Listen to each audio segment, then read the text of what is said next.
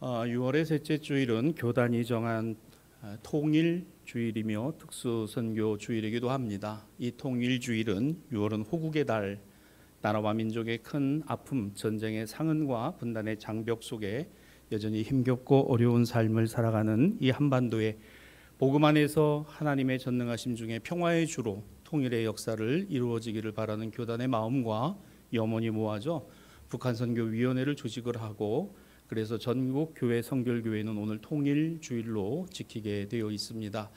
그래서 특히 6월은 전쟁과 그리고 민족의 아픔이 공존하고 있는 달이기에 교회가 나라와 민족을 위해서 기도해야 될 시대적 사명을 다시금 깨닫는 우리 성결인들이 되기를 바라는 주일이기도 합니다. 특수 선교 주일과 겸해 있는데요.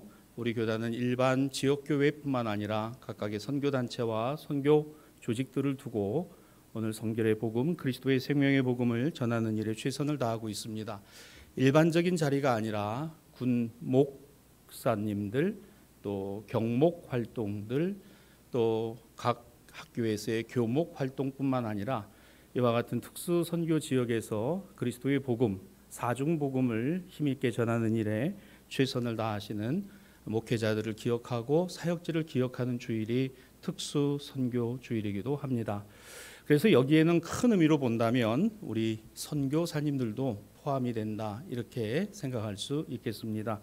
그래서 오늘은 이와 같이 나라와 민족을 생각해보고 또 우리가 전하고 있는 예수 그리스도의 생명의 복음이 요소요소마다 또 곳곳마다 심기워지고 세워지기를 바라는 마음으로 드려지는 주일이라 하겠습니다. 오늘 공동성서전과의 말씀이 일관되게 주장하고 있는 바를 저는 이렇게 봅니다. 무엇이 우리를 지배하는가? 우리는 무엇의 지배를 받아 살아가는 것일까? 바로 이 문제입니다. 오늘 이 말씀을 들으시는 우리 신앙가족들께서 한번 이 부분을 곰곰이 생각해보는 시간이 되었으면 좋겠습니다. 먼저 오늘 누가복음의 26절에 거라사인의 땅이라는 말이 나와요. 거라사인의 땅. 그렇습니다. 갈릴리 맞은편에 동남쪽으로 한 60km 정도 떨어진 그와 같은 지역이 바로 이 거라사 지역인데요. 옛날에 알렉산더 대왕 시대의 대규모 도시들이 헬라식으로 건설되고 지금 예수님 시대 로마 시대 때까지 활용되었던 이방 지역에 이방인들이 사는, 유대 땅이지만 이방인들이 거하고 사는 신도시였습니다. 뭐 강남 3구 뭐 그런 것처럼 좀 특별해 보이잖아요. 뭐 그런 것처럼 뭐 비교가 좀 그렇긴 합니다만 거라사, 가다라, 다메섹, 빌라델비아, 시도폴리스, 레파나, 펠라, 카나사, 디온, 히포, 이 10개의 도시가 바로 이 거라사를 중심으로 하여 갈릴리 동남쪽 60km 정도의 신도시군을 형성하고 있었는데 그 행정구역이 10개로 나눠져 있었어요. 그래서 이 10개의 도시를 강남 3구처럼 이렇게 불렀습니다. 데가폴리라고 불렀어요. 데카폴리스, 10개의 도시다라는 이와 같은 뜻입니다. 그 앞선 곳이 바로 거라사입니다. 그러니까 이 거라사라는 곳은 유대 땅이지만은 유대인들과는 전혀 다른 이방인들이 이방 문화와 이방 종교를 가지고 살아가고 있던 곳에 있는 곳이죠. 자, 이 거라사는 그래서 그 지정학적인 위치 자체가 남북으로 관통하는 도로가 있어요. 이 남북으로 관통하는 도로가 북쪽으로는 헬몬을 지나서 시리아로부터 남쪽으로는 유대를 관통하여 저 애굽으로 해서 아프리카까지 내려가는, 그래서 이 길을 왕의 대로다. 지금도 있습니다. 그래서 지금도 혹시 요르단이나 이스라엘을 가시면 그 왕의 대로가 이스라엘 우측편 동편으로부터 요르단으로 해서 애굽까지 쭉 내려가는 길이 있는데 이 길이 무역로예요. 이게 지중해와 홍해를 두고 무역을 벌였던 그와 같은 길이기도 하고, 그리고 항상 우리가 구약 성경을 읽어보면 이스라엘의 침략은 북쪽으로부터 올라왔어요. 그래서 이 북쪽에서부터 아수르라든가 바벨론이라든가 전부 북쪽에서 내려오는, 그래서 이 북쪽에서 이 왕의 대로를 타고 들어와서 북왕국이 망하고 남왕국이 멸망한 겁니다. 페르시아도 마찬가지죠. 자, 그래서 이 왕의 대로를 중심하고 있는 지역이 거라사 지역이에요. 무역로가 되다 보니까 이 당시에 이 무역로를 통해서 세금을 상당히 많이 거두었고, 또 이 데가볼리 지역에는 철광석이 나는 아주 그런 땅이기도 했습니다. 그래서 로마의 이 팔레스타인 속주에 상당히 많은 재원을 만들어주는 곳이 바로 이 거라사를 중심으로 한 데가볼리 지역이었던 거죠. 그리고 그들 중에는 농사를 짓는 사람들이 있었는데 축산업에 종사하는 사람들은 주로 돼지를 길렀습니다. 그래서 이 돼지를 길러서 헬라와 로마 전역에 수출을 했는데요. 이 유대산 돼지가 상당히 좋아요. 우리나라도 수입 돼지보다도 한돈이 좋잖아요. 그러니까 이 유대 땅, 이 거라사 지역을 중심으로 한 데가볼리 지역은 유대인들은 경멸하는, 그리고 유대인들은 율법 때문에 가까이 할 수 없는 돼지를 생산하는 곳이 바로 이 지역이기도 했습니다. 돈이 굉장히 많이 몰려 들어오는 지역이었던 거예요. 그런데 성경을 봅시다. 26절에 아니 왜 예수님이 거라사인의 땅에 가시냐 그 얘기예요. 뭐하러? 여러분 예수님도 유대인이잖아요. 예수님 제자들이 다 유대인입니다. 왜 그 땅에 도대체 들어가시는 겁니다. 무엇 때문에? 이유가 있겠죠. 그런데 아마도 제자들은 조금 찜찜했던 것 같아요. 이건 좀 아닌데 뭐하러 거기를 예수께서 가시나 썩 달갑다고 생각하지는 않았을 것 같습니다. 율법의 문제가 있고요. 유대인이라는 문제가 있고요. 그곳은 좀 가급적이면 안 가야 되는 그런 지역인 거죠. 엎친 데 엎친 것일까? 아니나 다를까? 예수님 가자 해서 갔는데, 자 27절입니다. 예수께서 내려 그곳에 가시니, 그 도시라는 말이 나오죠. 볼리. 자, 그 거라사에 들어가셨을 때에 귀신 들린 사람 한 사람이 오늘 예수님 앞에 서게 된 거예요. 뭐 행색을 보니까 옷도 그냥 오래 입지 않고 집에 있지도 않고 그냥 무덤 사이를 헤매고 돌아가니까 무엇인가 얼이 빠져 있는, 무엇인가에 이 정신이 그냥 팔려 있는 그런 사람, 이걸 귀신 들린 자라. 여러분 이 부분에 대해서 이렇게 이해하시면 좋겠습니다. 이게 의학적인 문제만이 아니고요, 정신적인 문제이기도 해요. 정신의학적인 문제이기도 합니다. 자, 귀신 들렸다라는 표현 말입니다. 뭔가 얼이 빠져 있는 거예요. 지금 어딘가에 이 생각이나 이 시선을 두지 못하는 겁니다. 포구에 내렸는데 이런 사람을 하나를 만났어요. 이게 정상이 아닌 사람을 만난 겁니다. 자, 이 사람에 대해서 본문 29절은 이렇게 설명합니다. 귀신이 가끔 그 사람을 붙잡아 두어 그를 쇠사슬과 고랑으로 메어 지켰지만 그것을 끊고 돌아다니는 사람이다. 여러분 이 누가복음에 우리가 함께 본 이 병행 본문이 마가복음에도 나오죠. 이런 사람이에요. 이런 사람이니까 참 이 골치 아픈 문제가 되었어요. 자, 29절을 보면 귀신이 가끔 그 사람을 뭐 한다 그래요? 붙잡음으로 다른 누구도 제어하지 못하는 겁니다. 본인도 제어할 수가 없는 거예요. 그와 같은 상황에 그냥 가 있는 이 한 사람. 이거 어떡할 겁니까? 참 이 사람 입장에 생각해 보면 자기가 원해서 그러는 거 아닐 거 아닙니까? 무언가에 지금 열이 나가 있어요. 정신이 나가 있습니다. 자신을 붙잡고 있고 자신을 지배하고 있고 자신을 붙들고 있는 것이 무엇이다라는 것도 모르고 있는 거예요. 그런데 사람들이 이것을 고쳐주고 바꿔주려고 해도 안 되는 겁니다. 우리나라에서 제일 잘 나간다는 대기업의 주가가 반토막이 났습니다. 코로나 2, 3년 동안에 여기에 우리 젊은 20, 30대가 영혼까지 끌어모아서 돈을 투자를 했는데 그 주식이 반토막이 났어요. 10만 원까지 액면가 5천 원짜리가 올라갈 거라고 해서 투자를 했는데 그게 5만 원도 안 됩니다. 즉 다시 말하면 만 원을 투자했으면 5천 원이 날아갔어요. 10만 원을 투자했으면 5만 원이 날아갔고 100만 원을 투자해서 50만 원이 날아갔습니다. 어떤 직장인은 뉴스에 보니까 매달 150만 원씩 갖다가 그 주식에 넣었대요. 날아갔어요. 정말 값어치가 안 돼요.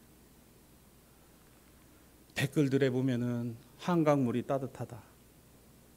이게 무슨 뜻입니까? 뛰어내리라.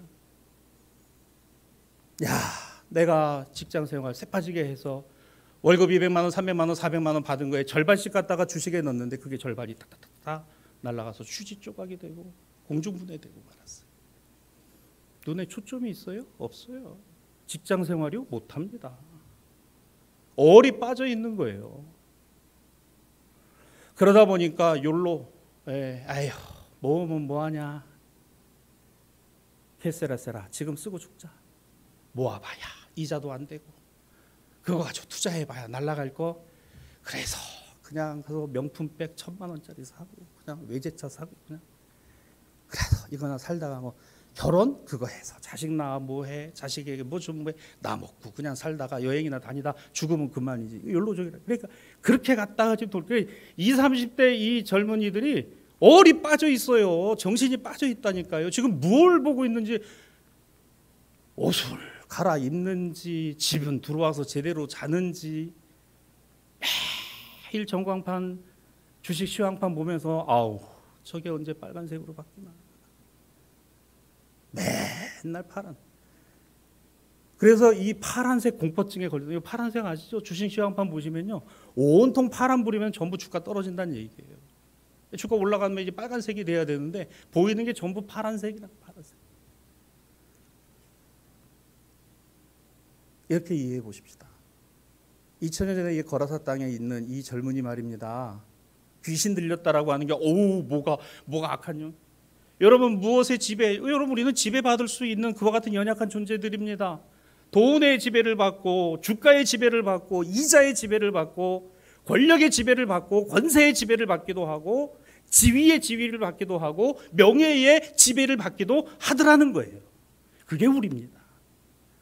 여기에 한번 빠지면 정신 못 차려요. 얼마나 여러분 무시무시한 겁니까? 부모님 말 안 듣습니다. 누가 주변에서 어떤 얘기를 해도 야, 너 예수 믿고 잘 살아야 된다. 그런 소리 그냥 온통 그냥 주식이 우리 파란불이냐 빨간불이냐. 여기에 그냥 온통 갔다가 평상시에는 착실하고 신실한데 아내에게도 잘하고 좋은 가장인데 그저 술만 들어갔다 하면은 그냥 집어 던지고 욕을 하고. 돌아가신 저희 큰아버님이 제가 어릴 때 명절 때 나가면 술을 드시면은요, 제가 한 잔씩 따라 드리죠. 저는 따라 드리는 이유가 있어요. 이 어른이 취하시면요 지갑을 열어요. 지갑을 열어요. 그래서 우리 큰아버님은 제가 술을 들어서 제가 조카가 저희 아버지는 안 따라주시거든요. 목사니까 형님이라도 안 따라주시는데 저 따라드리고. 큰아버지 딱 취하시면 생광아 이리 와봐. 지갑을 또 우리 큰집 형들이 시켜요. 내가 네 와서 따라드리라고 지갑을 열어서. 그런 거 좋은 것 같아. 이 술만 들어가면 이 사람이 인사불성이다. 술 취해서 면허 취소 정도 수준 되는 사람이 교육부 장관 하면 되겠어요? 그런 사람 왜 시키려고 하는지 잘 모르겠어요, 정말. 시키면 안 되잖아요. 술이 취해갖고 여자가 말입니다. 인사불성 돼갖고 면허 취소 정도 된 사람이 나라의 교육을 책임지는 교육부 장관이 되는데 그걸 대통령이 또 임명을 한대요. 그러면서 우리 대통령 또 훌륭한 말씀 하시더만요. 도덕적인 음주가 있다나? 음주 술을 하고도 도덕적으로 운전하면 되는 거구나. 이런 말도 안 되는 소리를. 술에 꽂혀가지고 술이 그냥 사람을 갖다 그렇게 만들어버리고, 돈에 꽂히고 주식에 꽂히고 물질에 가서 꽂혀 있으니까 이게 뭔지. 여러분 얼마나 무섭습니까? 여기에서 자유로울 수 있는 사람이 없고 술이나 물질이나 돈이나 권세나 권력이나 명예나 어떤 것으로부터도 우리는 자유로울 수 없으니 사랑하는 우리 대사의 신앙가족 여러분, 오늘 이 말씀을 통하여 무엇이 우리를 지배하는지, 무엇이 나를 지배하고 있는지, 이것은 굉장히 대단히 중요한 문제라는 것을 오늘 성경은 우리에게 제기하고 있다는 겁니다. 무엇이 너를 지배하느냐? 너는 무엇의 지배를 받고 있느냐? 오늘 제2독서 서신서의 본문 갈라디아서 3장 23절의 사도 바울은 갈라디아의 여러 교회들에게 보낸 편지 가운데 이렇게 말합니다. 믿음이 오기 전에 우리는 율법 아래 매어진 바 되었다. 그렇습니다.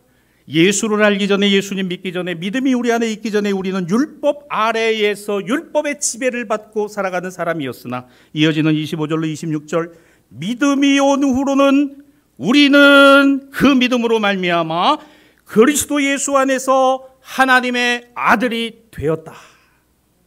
할렐루야. 이게 다른 거죠.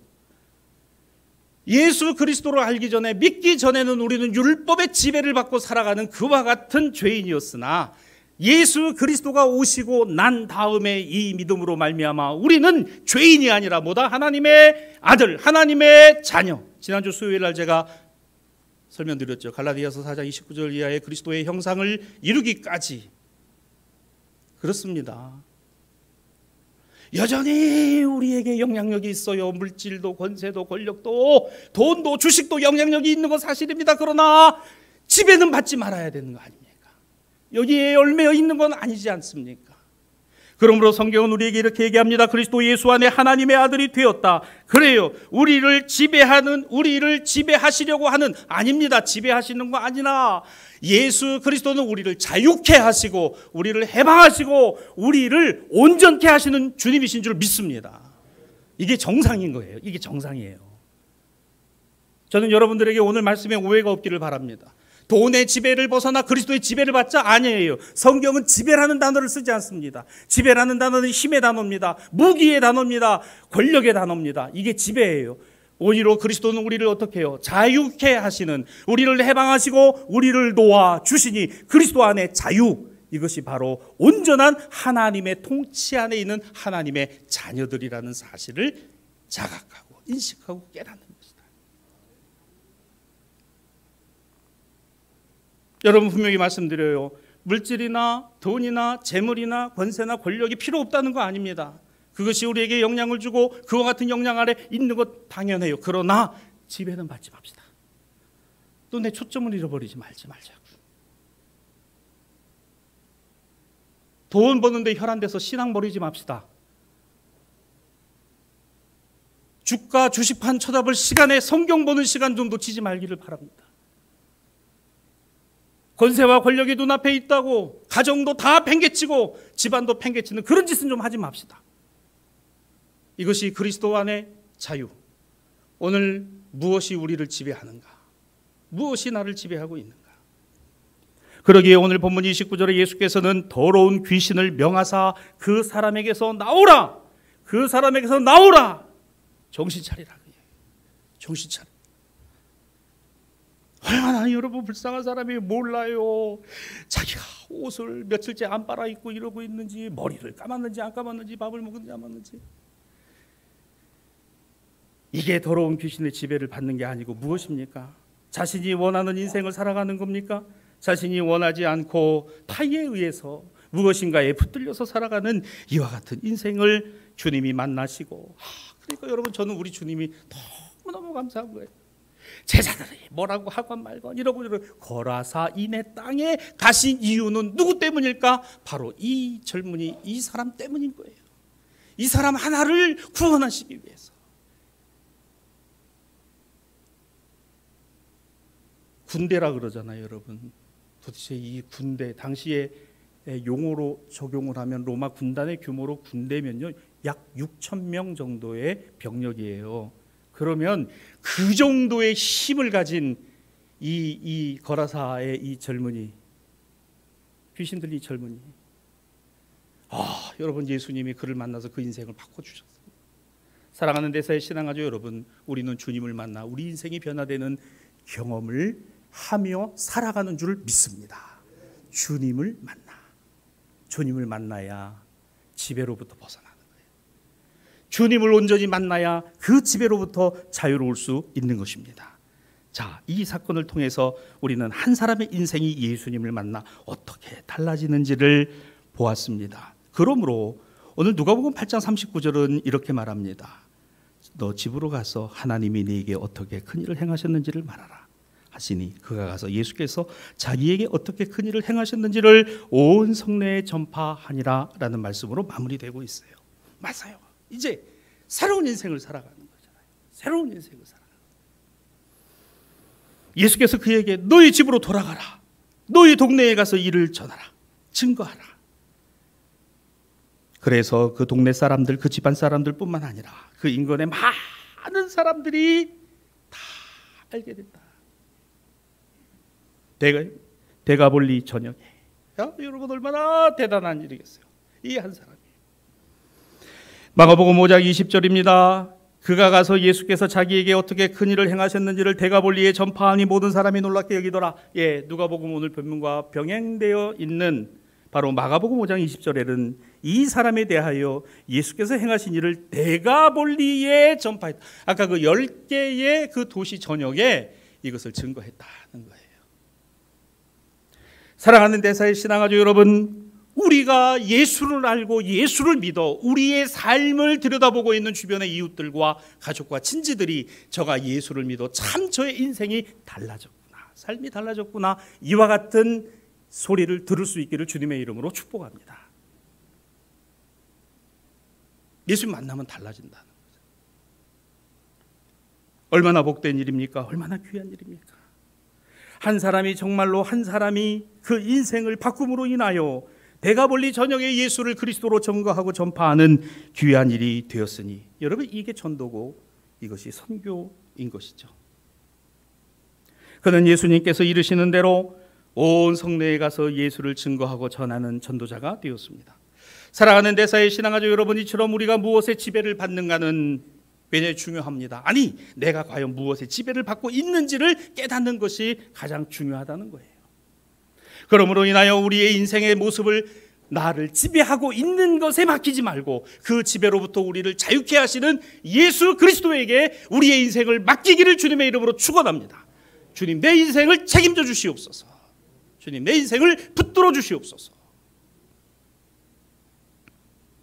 그렇다고 해서 무슨 걱정도 없고 염려도 없고 근심도 없고 아니에요.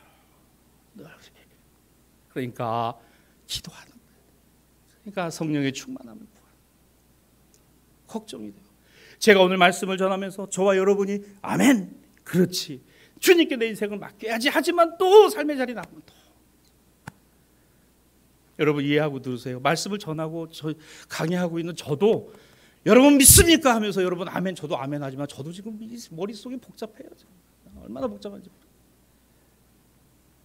하다못해 지금 내일 모레부터 비가 그냥 얼만큼 올래나 지금 이것도 비가 좀 안 왔으면 좋겠는데 오긴 와야죠. 가물었으니까. 그런데 공사도 하고 할 게 많은데 아이고 비가 막 지금 그러면서도 저는 지금 설교를 주님께 맡기십시오. 여러분, 주님께 맡겨야 우리 인생이 행복한 겁니다. 저는 이제 속으로 제 안에서 계속 너도 맡기, 너도. 여러분, 말씀은 정직한 거예요. 말씀은 거짓이 없습니다. 말씀을 전하는 사람과 듣는 사람은 다를 수 있어도 말씀은 정직하고 말씀은 거짓이 없어요. 왜? 주님은 거짓이 없습니다. 진리니까. 주님은 진리시니까. 그런 사람 하나 또 우리 봅시다. 오늘 제1독서는 그와 같은 사람 한 사람을 우리에게 소개합니다. 바로 미스터 엘리야. 갈멜산의 승리를 경험하고 바알과 아세라 섬기던 사람 850과 싸워서 하나님의 불을 끌어당기는 하나님의 능력의 종, 불의 사자 엘리야. 그런데 보세요, 세상에 이 엘리야, 그런 그도 두려움에, 걱정에, 염려에 사로잡혀 있음을 봅니다. 어떤 두려움과 걱정과 염려이든가요? 바로 아합과 이세벨에 대한 두려움과 걱정과 염려입니다. 열왕기상 19장 2절로 3절에 이세벨이 사신을 엘리야에게 보내어 이르되 내가 내일 이맘때에는 반드시 내 생명을 저 사람들 중 한 사람과 같이 하리라. 갈멜산에서 한 것처럼 내가 너를 반드시 죽이리라. 이세벨의 공포입니다. 아합의 결정이에요. 3절입니다. 엘리야가 그래, 죽일 테면 어디 죽여봐 이러고서 그냥 주님, 불 떨어뜨리신 주님, 나도 주님께서 그냥 붙드셔서 저 아합과 이세벨을 그냥 끝장내실 줄 믿습니다라고 기도해야 정상일 거 아니에요. 3절을 봅니다. 엘리야가 이 형편을 보고 일어나 자기 생명을 위하여 도망하니라. 와, 아이 관둬야 되겠다. 아이 못하겠다. 여러분 아시겠죠? 갈멜산에 불 떨어진 건 엘리야 능력 아닙니다. 그게 뭐라고요? 아무것도 아닌 거예요, 여러분. 하나님의 능력이지. 그게 무슨 엘리야의 능력입니까? 교회가 부흥되고 성장하는 게 어떻게 목사가 부흥시키고 성장하냐 말이에요. 하나님의 허락이고 오늘 여기 성도들의 기도의 응답인 거지. 아닙니까? 어느 한 사람이 기도 많이 해서 그렇게 된 거다. 거짓말하지 마세요.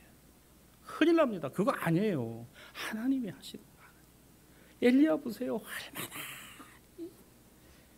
갈멜산에 가서 하나님의 불이 떨어뜨린 이런 엘리야가 이 여자 이세벨 한마디에 그냥 깨갱 아이고야 큰일 났다. 일어나 도망하여. 그러면서 도망가니까 자기가 자기 자신을 쳐다봐도 얼마나 참 한심하고 참 그렇겠어요. 예? 주일날 예배 드리는 시간에 이 시간에 나가서 뭐 하는지는 저는 잘 모르겠습니다만은 좀 그런 깨달음이 있었으면 좋겠어요. 야, 내가 오늘 예배 안 드리고 뭐 하고 있는 건가? 열왕기상 19장 4절입니다. 자기 자신은 광야로 들어가 하룻길쯤 가서 로덴나무 아래에 앉아 자기가 죽기를 원하여 이르되 여호와여 이제 그만하시옵소서. 이제 내 생명을 거두어 가시옵소서. 죽여 주시옵소서. 주님 나 이제 더 이상 살기 싫습니다. 죽여 주시옵소서. 그 사극에 보면은 그 많이 나오대요. 신하들이 잘못되면 임금 죽여 주시옵소서. 근데 죽이지도 않더라고 임금이. 이건 진짜입니다. 너무너무 두려워. 차라리 저들 손에 죽으니 주님 나를 죽여달라. 엘리야도 두려움에 사로잡히니까, 두려움의 지배를 받으니까, 자신의 건강, 자신의 어떤 삶의 문제 앞에 봉착하니까 두렵소, 염려되고 걱정되고, 이것이 자신에게 다가오니까 하나님의 능력도, 하나님의 역사도, 하나님의 행하신 기적도, 하나님의 은혜도 다 사라져버리는 놀라운 경험을 하게 하시는데요. 오늘 열왕기상 19장 11절 이하 15절을 말씀해 보면 여호와께서 그래요. 놀라운 게 뭔지 아세요? 여호와께서 이르시되 끊임없이 말씀하시더라는 거예요. 끊임없이. 그것도 큰 바람같이 불같이 엄청난 폭풍 가운데가 아니라 세미한 음성 가운데. 저는 우리 대사의 신앙가족들이 여러분의 삶의 자리에서 난관이 봉착되고 걱정이 앞서고 염려가 찾아오고 두려움이 오고 그것이 여러분을 지배하려고 할 때 세미한 주님의 음성이 여러분의 마음과 심령 속에서 들려지기를 주님의 이름으로 간절히 축복합니다. 얘야 힘을 내라. 괜찮아.